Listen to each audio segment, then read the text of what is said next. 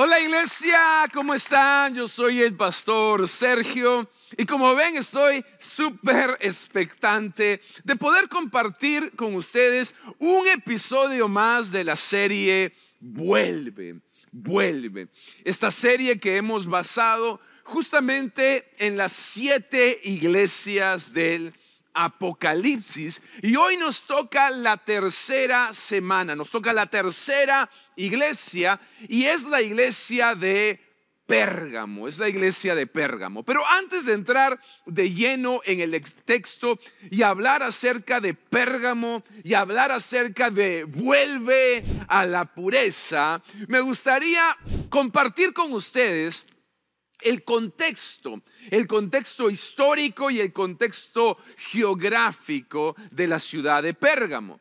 La ciudad de Pérgamo, a diferencia de las dos primeras ciudades que vimos, la ciudad de Éfeso y la ciudad de Esmirna, que eran puertos y que quedaban a las orillas del mar, la ciudad de Pérgamo fue edificada sobre un monte, sobre una colina. De hecho, una de las traducciones de la palabra Pérgamo es justamente altura, cumbre, en referencia a dónde estaba localizada esta ciudad.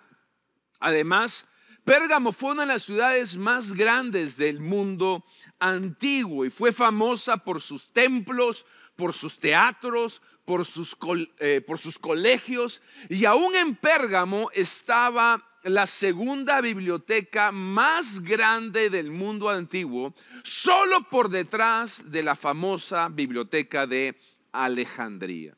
Los historiadores dicen que la biblioteca de Pérgamo contaba con más de 200,000 ejemplares. Así que, a diferencia de la ciudad de Éfeso y de Esmirna, que eran puertos y eran ciudades muy comerciantes, la ciudad de Pérgamo se caracterizaba por su cultura, por su educación y por ser un centro religioso para toda la región. Por lo tanto, podemos imaginar que era además una ciudad muy idólatra. Habían muchos templos donde se rendía culto a muchos dioses. Por ejemplo, había el templo al dios Zeus, el dios del rayo, y conocido por los antiguos como el dios de dioses. Había en este templo que muchos dicen que era un templo, otros dicen que era un altar. Este altar tenía la forma de un trono, y este dato es importante para lo que más adelante vamos a leer. Pero también había el templo a Asclepio, que era el dios de la salud o de la sanidad. Así que si tú estabas enfermo, ibas a pedir ayuda, ibas a pedir oración a Asclepio, el dios de la sanidad. Pero también estaba Atenea, la diosa de la sabiduría. Así que si te faltaba inteligencia o sabiduría, ibas ¿dónde? A Atenea. Pero también estaba Deméter, el dios de la cosecha o la prosperidad. Así que si querías prosperar o querías que te vaya bien en las cosechas, ibas donde Deméter. Pero también para aquellos que les gustaba la vida loca, la fiesta, había un dios que se llamaba, ahorita les digo, Dionisio, el dios de el vino, de la fiesta, de la rumba, de la juerga, ¿okay? Y finalmente había el templo a la diosa Afrodita, la diosa de la belleza, la diosa de la sensualidad, la diosa del amor. Así que si tú necesitabas algo más de belleza, necesitabas un retoque o necesitabas tener suerte en el amor, entonces ibas donde Afrodita. Como pueden ver, habían templos y habían dioses para todos los gustos, para todas las necesidades. Era una ciudad extremadamente idólatra. Ese era Pérgamo. Pero en medio de esta ciudad tan idólatra, tan pagana, tan pecaminosa, se levanta una iglesia, la iglesia de Pérgamo. Y es a esta iglesia que Juan le escribe la siguiente carta. Así que acompáñenme. Apocalipsis capítulo 2, versículo 12. Apocalipsis capítulo 2, versículo 12 al 17. Dice: escribe al ángel de la iglesia de Pérgamo. Esto dice el que tiene la aguda espada de dos filos. Sé dónde vives, allí donde Satanás tiene su trono. Sin embargo, sigues fiel a mi nombre. No negaste tu fe en mí, ni siquiera en los días en que Antipas, mi testigo fiel, sufrió la muerte en esa ciudad donde vive Satanás. No obstante, tengo unas cuantas cosas en tu contra: que toleras ahí a los que se aferran a la doctrina de Balaam, el que enseñó a Balac a poner a tropiezos a los israelitas, inclinándolos a comer alimentos sacrificados a los ídolos y a cometer inmoralidades sexuales. Toleras asimismo a los que sostienen la doctrina de los nicolaítas. Por lo tanto, arrepiéntete. De otra manera, iré pronto a ti para pelear contra ellos con la espada que sale de mi boca. El que tenga oídos, que oiga lo que el Espíritu dice a las iglesias. Al que salga vencedor, le daré del maná escondido, y le daré también la piedrecita blanca en la que está escrito un nombre nuevo que solo conoce el que lo recibe. Como sucede en las 7 cartas, es Juan el que escribe, pero Jesús el que dicta la carta. Y es muy interesante porque Jesús empieza siempre con una presentación. Todos digan presentación. Jesús se presenta a cada una de las iglesias. Lo interesante es que a cada una de las iglesias se presenta de una manera diferente.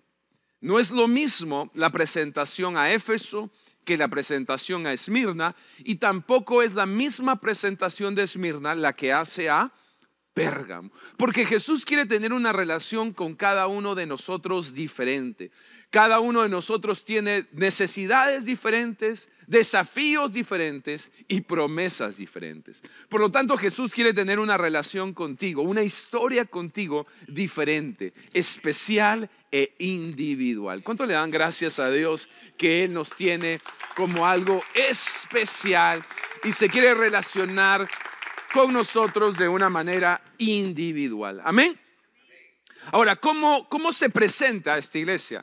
Él dice: yo soy el que tengo la espada de dos filos. Yo soy el que tengo la espada de dos filos. Ahora, ¿por qué es importante esto? Porque la espada en la Biblia, la espada en tiempos antiguos representaba autoridad, representaba poder, representaba dominio. ¿Cuántos me están siguiendo? Y Jesús a cada una de las iglesias en la presentación ya les estaba enviando un mensaje. Ya con la presentación, con el solo presentarse, Jesús ya les estaba dando un mensaje. ¿Cuál era el mensaje que le estaba dando a Pérgamo? Jesús le estaba diciendo: yo sé que ustedes viven en una ciudad donde hay muchos templos y hay muchos dioses, pero quiero recordarles que yo soy el Dios de dioses y el Rey de reyes. Diciéndoles: yo tengo la espada de dos filos. Jesús les estaba diciendo: yo sé que los romanos son poderosos, pero quiero que ustedes recuerden: yo soy todopoderoso. Yo sé que el emperador tiene autoridad, pero yo tengo toda la autoridad.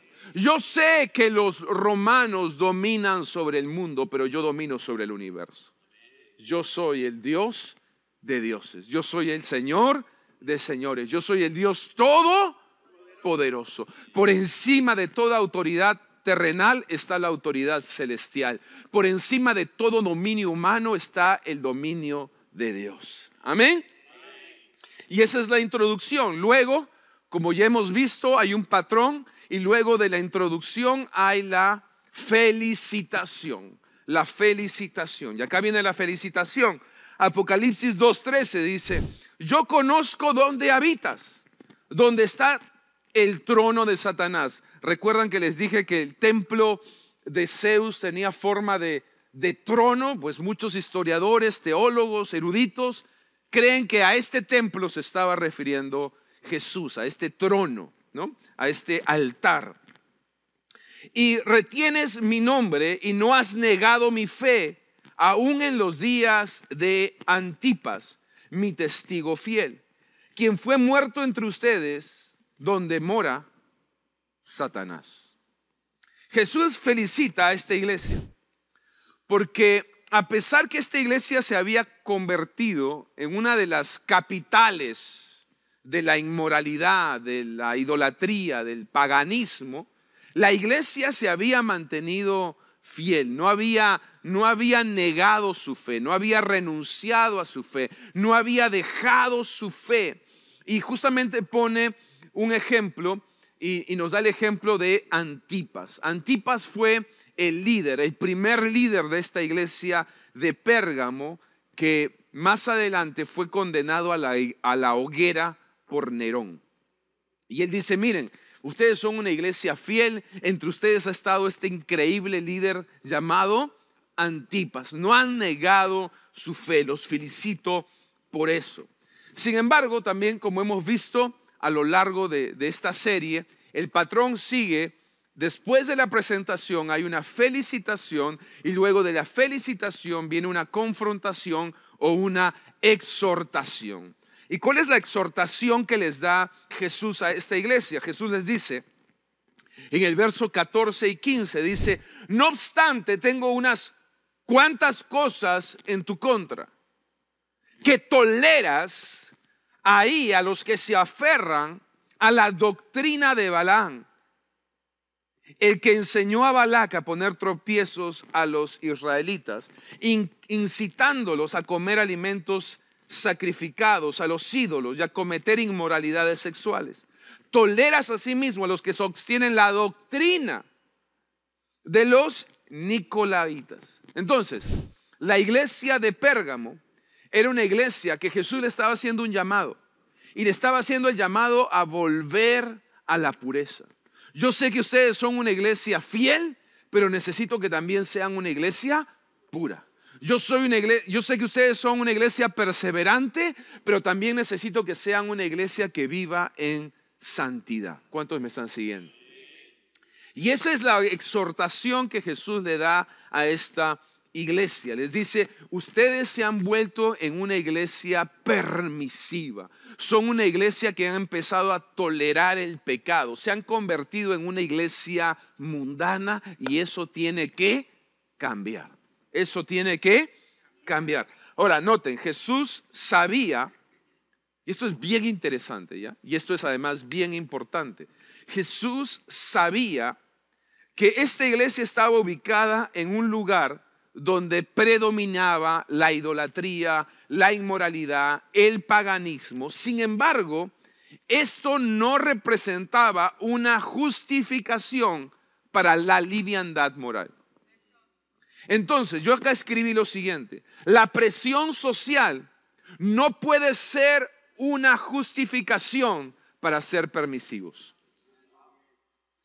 La presión social no puede ser una justificación para que un creyente, para que un cristiano viva una vida pecaminosa, una vida de doble moral, una vida inmoral. No importa dónde vives, no importa dónde estudias, no importa dónde trabajas, eso no puede ser una justificación para vivir una vida mundana, una vida pecaminosa, una vida inmoral. Alguien, por favor, dígame amén. Amén. Dios quiere que seamos luz donde estamos, que seamos sal donde estamos, y la única forma que lo vamos a hacer es viviendo una vida de pureza, una vida de santidad. Y lo primero que Jesús les dice es que ustedes toleran, primero, toleran a los que tienen la doctrina de Balaam. Y bueno, acá podemos extendernos y podemos ir al libro de Números y estudiar a Balaam y estudiar a Balac, pero lo importante es, ¿cuál era la doctrina de Balaam? Básicamente la doctrina de Balaam era permisiva y era tolerante con la idolatría y con la inmoralidad. ¿Cuántos me están siguiendo? Ya esto es bastante, ¿me entienden? Era una doctrina que te permitía a ti, siendo un creyente, siendo un cristiano, entonces caer en idolatría y caer en inmoralidad. Y luego habla de otra doctrina. Has permitido la doctrina de Balac y has permitido la doctrina de los nicolaitas. ¿Y qué? A ver, para hacerlo sencillo, ¿qué decían los nicolaitas? Al final del día lo que ellos predicaban es que lo que afectaba el cuerpo no te afectaba el alma. Qué interesante, ¿no? Algunos parece que los estoy convenciendo con la teoría de... ¿Ellos qué decían? Lo que te afecta el cuerpo no te afecta el alma. Y lo que te afecta el alma no te afecta el cuerpo. Así que el cuerpo puede hacer lo que quiera porque el alma no se ve afectada. Así que el domingo puedes cantar danzando y el lunes puedes cantar despacito. ¿Por qué? Porque lo que pasa el lunes no impacta el domingo, lo que pasa el cuerpo no impacta el alma. Haz lo que quieras con tu cuerpo porque el alma va a estar bien. Eso era, en resumen, lo que predicaban los nicolaitas. Así que eran dos doctrinas permisivas. Si se dan cuenta, en esencia, eran dos doctrinas permisivas, tolerantes con el pecado, pero hay un conducto ahí con la inmoralidad. Eran dos doctrinas que eran muy permisivas con el pecado, con la idolatría, pero sobre todo con la inmoralidad. Por lo tanto, ¿qué es lo que Jesús está llamando, exhortando a esta iglesia? Oye, ustedes son fieles, ustedes son perseverantes, pero tienen que ser también una iglesia que viva en pureza. No pueden ser tolerantes, no pueden ser permisivos, no pueden caer en esa falsa doctrina. Amén. Así que después de, obviamente, la presentación, felicitación y confrontación, viene la dirección. Porque Jesús siempre nos da una salida. Jesús siempre nos da dirección. Amén. ¿Cuántos quieren saber cuál es la dirección? ¿Cuántos quieren escuchar el consejo? Acá está, facilito. Arrepiéntete. No hay otra. No hay de otra. Mira lo que dice Apocalipsis 2:16. Dice, arrepiéntete de tu pecado, o de lo contrario, vendré a ti de repente y pelearé contra ellos con la espada de mi boca. ¿Qué le dice? Arrepiéntete. Y ahora esto es bien interesante, porque a 5 de las 7 iglesias les dice lo mismo. Arrepiéntete. O sea, lo que ustedes necesitan es cambiar. Hay que cambiar de dirección. No los vengo a juzgar ni a condenar, los vengo a exhortar a que cambien. Ahora, si no cambian, sí va a venir consecuencias. Voy a venir y voy a regresar a ustedes con espada. Pero tienen tiempo de cambiar, tienen tiempo de arrepentirse, tienen tiempo de dar vuelta en U. Amén. Amén. Noten, esto es bien importante. Voy a volver a decirlo porque quizás no me lo escucharon. Jesús les dice a 5 de las 7 iglesias, les dice, arrepiéntete. O sea, les está hablando a quiénes. No está hablándole a nuevos, le está hablando a creyentes, a cristianos. Por lo tanto, el arrepentimiento no es un acto del comienzo de mi vida cristiana, sino es un estilo de vida. El arrepentimiento debe ser algo constante, debe ser algo cíclico, debe ser, yo como creyente, como cristiano, puedo llevar años en la iglesia y quizás me he vuelto tolerante, quizás me he vuelto permisivo, he empezado a permitir ciertas cosas en mi vida, he permitido ciertas cosas en mi matrimonio, he permitido ciertas cosas en mi familia, Y es importante yo examinar mi corazón. Porque el arrepentimiento no es solamente para el nuevo. El arrepentimiento es para el nuevo y es para el pastor. Es para el discípulo y es para el líder. ¿Cuántos me están siguiendo? El arrepentimiento es para todos. Es para todos. Todos debemos examinar nuestro corazón a ver si hemos empezado a ser permisivos. Y la permisividad, quiero que me escuchen esto. Yo llevo ya más de 20 años liderando en la iglesia, pastoreando en la iglesia, y me he dado cuenta que la permisividad no empieza en cosas grandes, sino empieza en cosas pequeñas.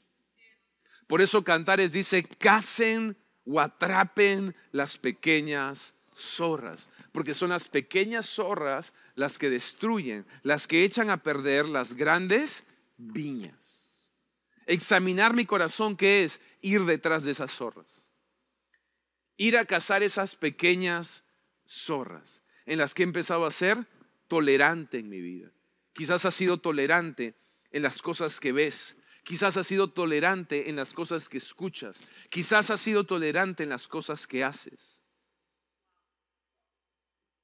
Una persona, antes de caer en pornografía, empieza a ser tolerante con cosas que ve.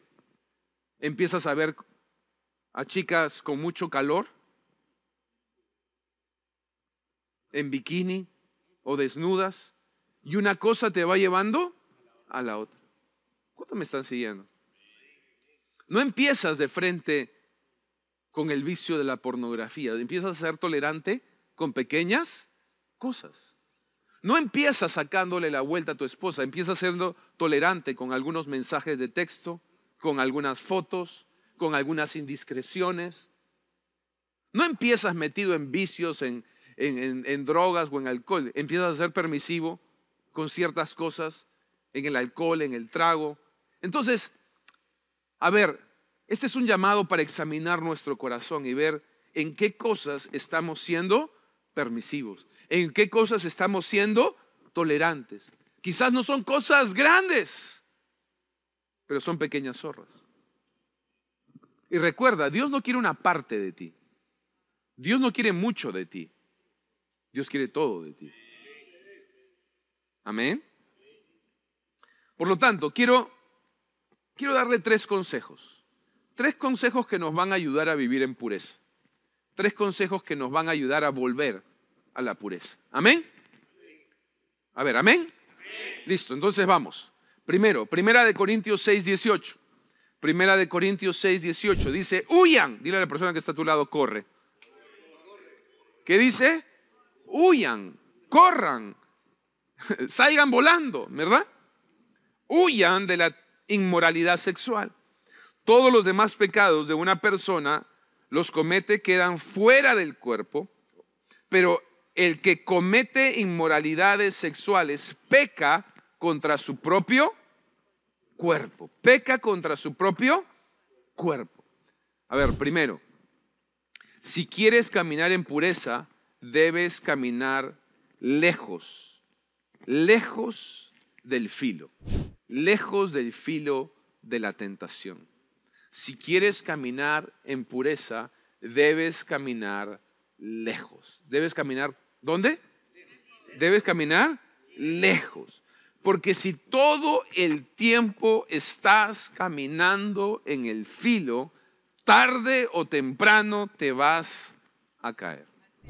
Tarde o temprano te vas a caer. Es por esa razón que cuando se trata de las tentaciones sexuales, cuando se trata de la inmoralidad, el apóstol Pablo no dice oren, no dice ayunen, no dice reprendan. ¿Qué dice? Huyan. Corra, aléjate. Toma distancia del filo. No camines cerca. No te acerques. ¿Por qué? Porque si te acercas, si constantemente estás en el filo, va a haber el momento que vas a poner un pie del otro lado. Va a haber el momento que vas a ceder. Va a haber el momento que vas a caer. Hay muchas probabilidades que caigas si todo el tiempo estás caminando en el filo. No, es que no es pecado. ver a una mujer en bikini, pero si todo el tiempo estás visitando esas páginas, ya no solamente vas a ver mujeres en bikini, mujeres desnudas y después vas a caer en pornografía. ¿Cuántos me están siguiendo? ¿Sí me entiendes? Hay cosas que la Biblia dice, todo me es lícito, mas no todo me conviene. Hay cosas que no son pecado, que no son pecado, pero no son convenientes. No es sabio que tú sigas caminando en el filo. Amén. En otras palabras, manténganse lo más lejos posible de las tentaciones sexuales. Manténganse lo más lejos posible de la pornografía. Manténganse lo más lejos posible de los ex y de las ex. ¿Por qué? Porque si estás cerca, eso incrementa tus probabilidades de caer. Todo cristiano, por lo tanto, escribe esto es bien importante. Todo cristiano debe saber qué, quién, cuándo y dónde es más vulnerable a la inmoralidad. Tienes que saber qué, cuándo, con quién y dónde eres más vulnerable a la inmoralidad. Debemos ser conscientes que hay personas, hay momentos y hay lugares donde tú eres más propenso, donde tú eres más vulnerable. No, es que yo sé que si me junto con esos amigos, eso termina en borrachera. No, yo sé que si vuelvo a ver a esa chica, termino en un hotel. No, es que yo sé que si abro el internet a esa hora, termino en pornografía. ¿Cuántos me están siguiendo? O sea, tengo que ser consciente justamente para protegerme. Tengo que ser consciente justamente para marcar distancia, para no caminar en el filo. Segundo, mira lo que dice el salmista. Salmo 119, verso 9, dice, ¿cómo puede el joven mantenerse puro? En otras palabras, ¿cómo podemos vivir en pureza? Obedeciendo su palabra. Obedeciendo su palabra. Entonces, primero, camina lejos del filo. Segundo, camina en obediencia. ¿En obediencia a quién? A su palabra. En obediencia a su... Pero mira lo que dice la Biblia, porfa, presta atención. No dice leyendo la palabra. No dice memorizando la palabra. No dice meditando la palabra. Dice obedeciendo la palabra. O sea, tú puedes leerte toda la Biblia del mundo y puedes memorizarte todos los capítulos de la Biblia, pero si no la obedeces, sigues cayendo en lo mismo. Sigues repitiendo la misma historia. Sigues cayendo en el mismo vicio, en la misma tentación, en la misma trampa, porque una vez más, lo que hace que nuestra vida sea una vida de pureza no es el conocimiento, no es la doctrina, es la aplicación de la palabra. Es la aplicación de la palabra lo que nos guarda, lo que nos protege. Amén. Juan Bunyan lo dijo de esta manera: el pecado te mantendrá lejos de la palabra y la palabra te mantendrá lejos del pecado. El pecado te mantendrá lejos de la palabra y la palabra te mantendrá lejos del pecado. Pero no la palabra que sabes, sino la palabra que aplicas. La palabra que pones en práctica, la palabra que obedeces. La palabra aplicada tiene el poder de guardarnos, de protegernos. Y esto es bien importante. Dios, muchos tienen el concepto, no, es que Dios o la palabra de Dios o los principios de Dios me limitan. Todo lo contrario, los principios de Dios no te limitan, te protegen. La palabra de Dios no te limita, te protege. La palabra de Dios no te limita, la palabra de Dios te cuida, nos protege, nos cuida. Pero además, me encanta, la palabra de Dios no solamente es cuidado, es protección, es un arma. Porque Jesús, cuando fue tentado, ¿con qué respondió?